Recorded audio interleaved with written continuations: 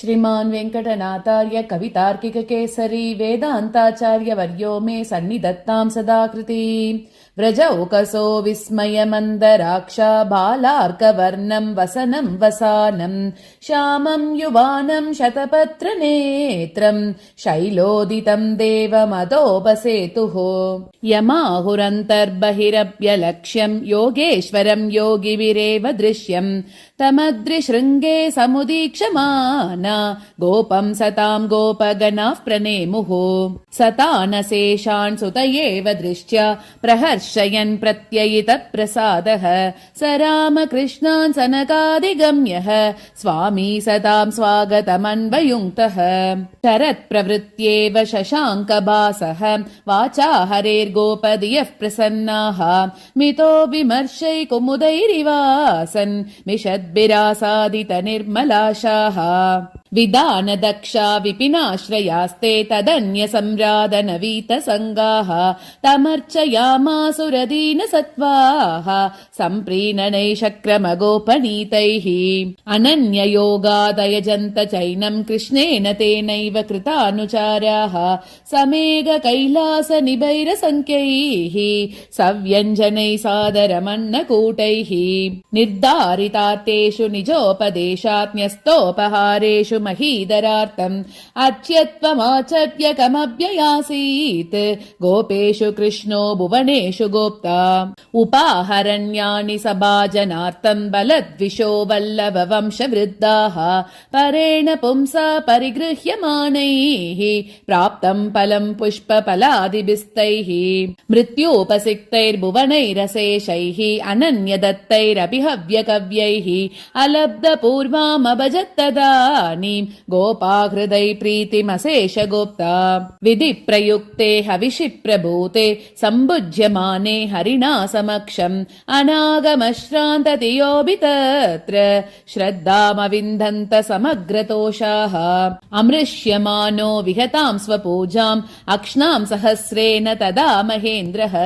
अनेह संरक्तशिलीन्द्रजालैः आकालिकैरञ्जितमन्वकार्षीत् अवञ्चितान्यूनपयः प्रधानान् आराधकान् कालमियन्तमिन्द्रः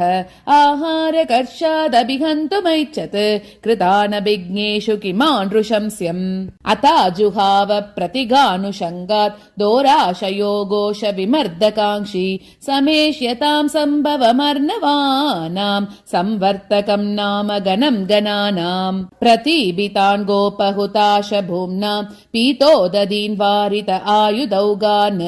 मरुद्भुजेन त्वरितं मरुत्वान् प्रायुङ्क्त घोषाभिमुखं सघोषान् प्रकल्पयन्तः परिवेश चक्रं वृन्दावने विह्वल गोपवृन्दे समीरनुन्ना सहसा पयोदाः शक्रस्य ते शासनमन्वतिष्ठन्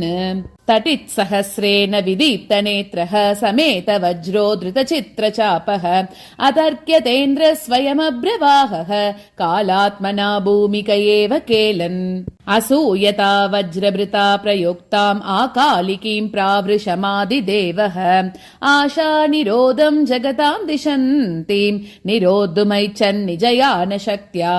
वियत्पयोधिं परितः पयोदैः वेलातमालैरिव वर्धमानैः जिगां सता गोपगणान्मगो न चन्नेन तस्ते मृगयार्तिनेव अदृश्यरूपः स तदा मरुत्वान् अम्बोमुचामन्तरतो वदस्ते अपारयन् द्रष्टुमिव त्रिदाम्नः दीप्तिं दिवाभीत इवाति सूर्याम् अमर्षवेगात् अचमत्क्रियोतात् जिगृक्षता वज्रमकुण्डवीर्यम् अलक्षि जीमूदरते मगोनाम् मोघक्रियो मुक्त इवेन्द्रचापः सुतीव्रहुङ्कारभृतो निनादैः सौदामणि दर्शित तर्जनीकाः मरुद्वदाज्ञा विमुखानभीक्ष्णम् निर्भत्सयामासुरिवाम्बुवाहाः क्षणप्रभास्तत्क्षणमन्तरिक्षे प्रायेण गोपान् ग्रसितुम् प्रवृत्ताः बबासिरेवासवरोषवक्नेः ज्वालाग्रजिह्वा इव जातलौल्याः किमन्तरिक्षेण गणीबभूव बभूवे किमुत्थितं ध्वान्तमहीन्द्रलोकात् मूलं किमेतत् प्रलयार्णवानाम् इतीव मेने मलिनाभ्रमाला व्रजोपमर्धं समयो विदास्यन् बबारनम्रेण पयोदमूर्त्ना महीयसीं वासवचापलेकां माया प्रतिष्ठामिव माल्यशेषाम् कठोरगर्जापटः प्रनादः करप्रसूनैरवकीर्य पृथ्वीं क्षणप्रभाभिर्घटिताङ्गहारः कालः प्रतुष्टावयुगान्तनृत्तम् प्रणुद्यमानाः प्रबलैः समीरैः आप्लावयामासुरमन्दघोषाः महीमपर्याय निपीतमुक्तैः आदन्वतैरम्बुभिरम्बुवाहाः अङ्गाररूक्षस्तनयित्नुपूर्णात् ऐरं मदे तेजसि तप्यमानात् विहाय सो नूनमभूत् विलीनात् विश्वङ्मुखी वृश्चिरवारणीया प्रदीप्त विद्युद्गणदुर्निरीक्षान् सोढुं व्रजा श्रोत्र विघातिघोषान् न शेकुरावर्जित शक्रचापान् दाराशरश्रेणिमुचः पयोधान् सहूं कृता सामिनिमीलिताक्ष दीर्घोरुशृङ्गादरभुग्नवक्त्राः प्रत्यग्रहीषु प्रतिपन्नरोष दाराक्षणं धैर्यभृतो महोक्षाः स्तनाहितस्वस्तिकबाहुबन्धाः स्त्यानालकासन्नतवक्त्रपद्माः विलग्नदेहा वसनैर्न्यशीदन् व्रजस्त्रियो वादितदन्तवीनाः चलद्बलागोल्पणशङ्कमाला पयोदर व्यक्तिधरोर्मिहारा प्रावृट् पुनः संववृतेति घोर संवर्त सिन्दोरिव धर्मपत्नी गम्भीरगर्जापटः प्रनादम् प्रारब्ध जज्ञानिलनादगीतम् तडिद्भिरापादितताण्डवम् तत् कालस्य सङ्गीतमपूर्वमासीत् विद्युद्गुणैः सन्दितया समन्तात् व्रजे मरुत्वान् मृगयामि वेच्छन् समावृणोत्सान्द्रतमिस्रदाम्ना मेघात्मना वागुरयावनाद्रीन्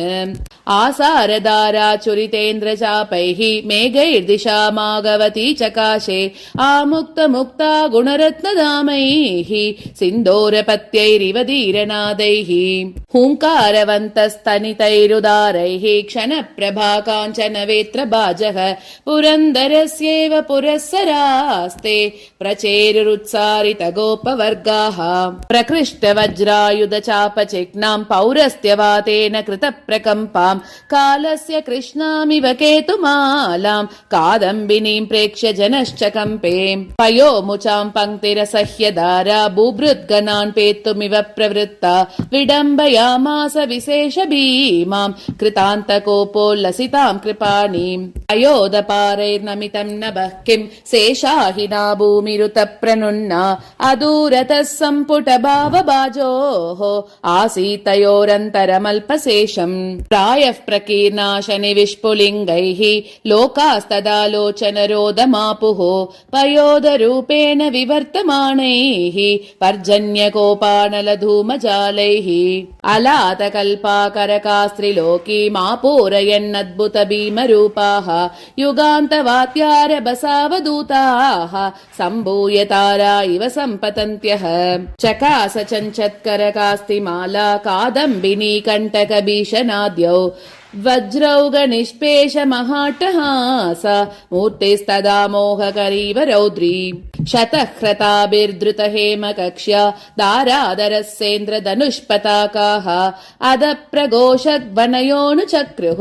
सप्तश्रुतां शक्रमतङ्गजानाम् अहीन्द्रभोगप्रतिमाः पतन्त्यो दारास्तदा घोरमरुत्प्रनुन्नाः अभावयन् भीमपयोदनक्रम् व्योमानवं वीचिगणावकीर्णम्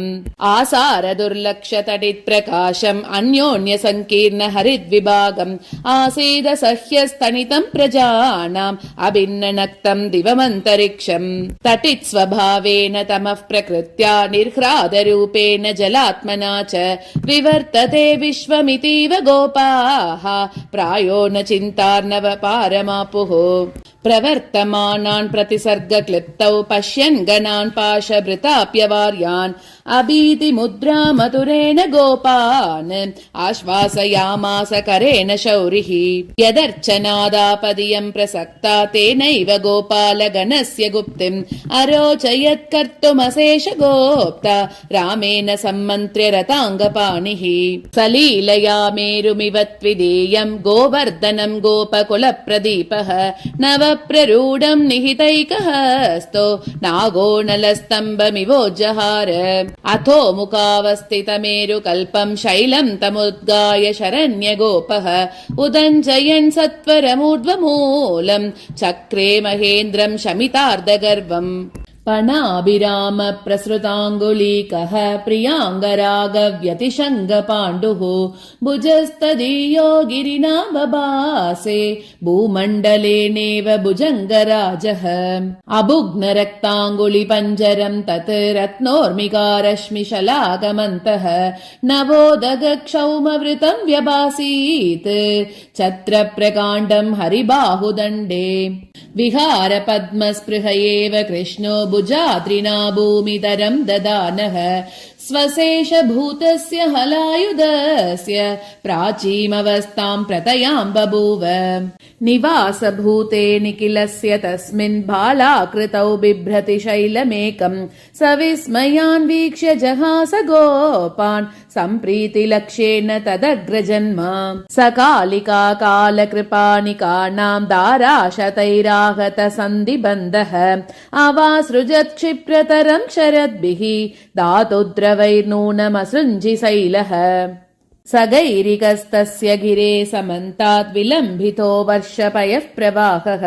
वितानपर्यन्तजुषो वितेने विडम्बनाम् वर्णतिरस्करिण्याः इरम् मदार्चिर्व्यतिशङ्गदीप्तः पानौ हरेरद्रिपतिश्चकाशे प्रत्यस्त्रमिन्द्रेण मुमुक्षितानाम् प्रयुक्तमुत्कात इवाशनीनाम् स बाहुदण्डेन वहन् सलीलम् प्रवालकल्पाङ्गुलिपञ्जरेण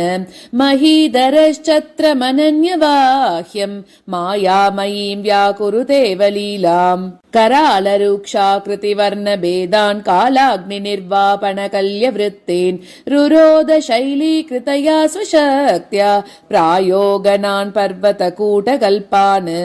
पृथ्व्या यतावद्भरितम् गिरेस्तन्मूलम् निवासाय गवाम् बभूव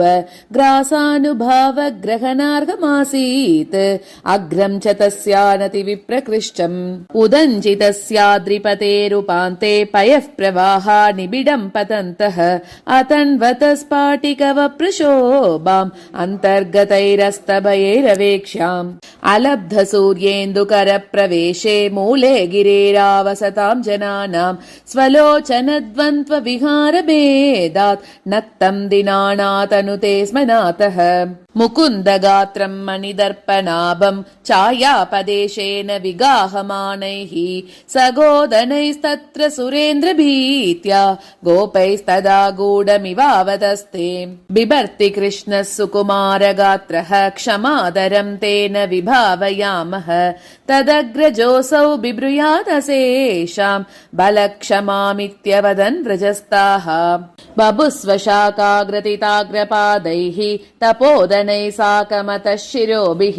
कृताभिमुख्या कृतिनो मुकुन्दे तपः प्रवृत्ता इव तत्र वृक्षाः अथो मुखस्याद्रिपते तृणानि स्पृष्ट्वा मुकुन्देन निदर्शितानि जातस्पृहा जग्रसिरे सहर्षम् गावस्तदा किञ्चिदिवोन्नमन्त्यः मणिप्रदीपैरतमांसि गोप्यः प्रविश्य रम्याणि गुहागृहाणि अस्पृष्टशीतोष्णमयत्नलब्धम् स्वस्ताशया स्वर्गमिवान्वभूवन् यथा पुरम् तत्र सपुत्रदारैः अच्छिन्न गोदोहनमन्दनाद्य स्वप्नावबोध प्रभृतीनि गोपैः शिशेविरे विस्मृतपूर्ववासैः अस्पृष्टधारा जलबिन्दुसेकैः अकम्पमानैरपदन्तवीनैः गोपीजनैराददिरे विहार गिरीन्द्रमूले गृहनिर्विशेषम् वने चरा गोपगणैर्समेता विमुक्तपर्जन्यभया विचेरुः महीधरच्छत्रधरे मुकुन्दे वन्य अन्यानि सत्त्वानि च तत्र गोपिः प्रभूतधारा प्रतिपन्न शैत्यं प्राप्तारमद्रिं प्रभुरद्बुधानां सुदर्शनादभ्यधिगामनैषीत् पवित्रतां पाणि सरोजयोगात् मुकुन्दहस्ताम्बुरुहादिरोहात् प्राप्तः श्रियं मेरुमुखैरलभ्यां वर्षापदेशेन गिरिसलेबे नगाधिपत्यार्हमिवाभिषेकम् मदोल्पनामिव वल्लवीनां गीतं गणैशौरिगुणानुबन्धं गुहाविशेषैर्ध्रुवमन्ववादीत् गोवर्धनो गोपगणाभिनन्द्यः कराग्रयन्त्रे घटितेन कृष्णः सवारिणा सानुमताभिगुप्तान् अलम्बयद् गोपगणान् सदारान् दारागृहापि अन्तरवाससौख्यम् अचिन्त्य शक्तेरकुमारयूनः कौमारलीला कवचेन गुप्तम् बलम् तदग्राङ्गुलि संश्रिताद्रेः तावत् परिच्छिन्नमबोधि गोपैः निमेष निष्ट्यूतयुगानि यासाम् येभ्यो निरोधव्यसनान्यभूवन् तासाम् सतैः सार्धमभूत् समीक्ष्यः वामभ्रुवाम् वल्लभयूतनाथः कृतार्थभावम् वृषमाददाने कृष्णाङ्गसंस्पर्श विलोकनादौ अयन्त्रिताभिश्चिरमाशंसे वर्षानुवृत्तिर्व्रजसुन्दरीभिः दाराणि पातैस्तनताम् गणानाम् अक्षप्रमाणैरभिहन्यमानः आकस्मिकीमन्वभवत्स शैलः वज्रव्यताम् वासवरोषजाताम् तमेकहस्ताङ्गुलियन्त्रलग्नम् दाराहतम् धारयतस्त्रिदाम्नः अमुक्तबाल्यस्य समग्रशक्तेः क्षणार्धवत् 7 दिनान्यतीयुः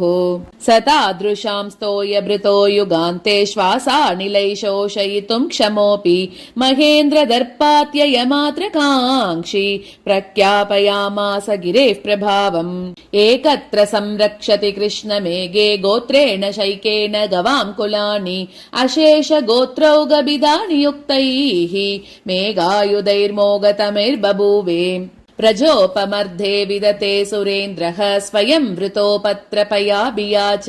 दुनोति मामिन्द्रपदं दुरन्तम् किं पौरुषं केवलमित्यदुह्यत् निवृत्तरोषे निभृतेऽपि शक्रे सन्दर्शित स्वामि निदेश संगाः ववर्षुरुग्रा मुहुरश्मवृश्चिं वैरोपपन्ना इव वारिवाहाः निवार्य दुर्वार जवान् पयोदान्नाथं सतां नन्दसुतं प्रभित्सुः करम्बित प्रीति भयक्षणार्धं व्यक्तिं भजन् व्योमतले वतस्ते क्रमेण पृथ्वीमभिगन्तुकामः श्वेताभ्रपर्याय गजाधिरूढः